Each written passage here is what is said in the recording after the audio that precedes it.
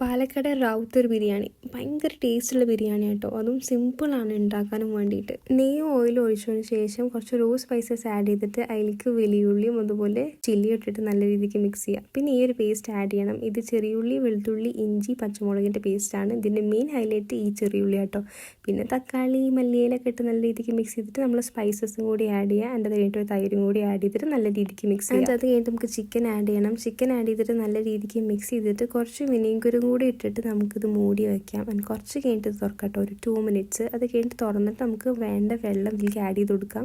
ഞാനിവിടെ 2 കപ്പ് അരിക്ക് 4 കപ്പ് വെള്ളം ആട്ടോ എടുത്തത്. അപ്പം എല്ലാത്തിൻ്റെ മെഷർമെൻറ്റും താഴെ ഡിസ്ക്രിപ്ഷനിൽ കൊടുക്കാം. Don't worry about that. And ഈ ഒരു കൺസിസ്റ്റൻസി ആണ് സമയത്ത് നമുക്ക് ഗീയും കൂടി ഒഴിച്ചിട്ട് നല്ല രീതിക്ക് മിക്സ് ചെയ്തിട്ട് മൂടി വയ്ക്കാൻ. കുറച്ച് കഴിഞ്ഞ് ഓപ്പൺ ചെയ്താൽ നമ്മളെ biryani is ready to serve. അപ്പോൾ റമദാനൊക്കെ വരില്ലേ, അപ്പം റമദാനിൽ ഈ ഒരു ബിരിയാണി ട്രൈ ചെയ്ത് നോക്കി നോക്ക്. വേറെ ഒരു സൈഡ് ഡിഷും ആവശ്യമില്ല. ഈ ബിരിയാണി വെറുതെ തിന്നാൻ വരെ നല്ല ടേസ്റ്റ് ആട്ടോ.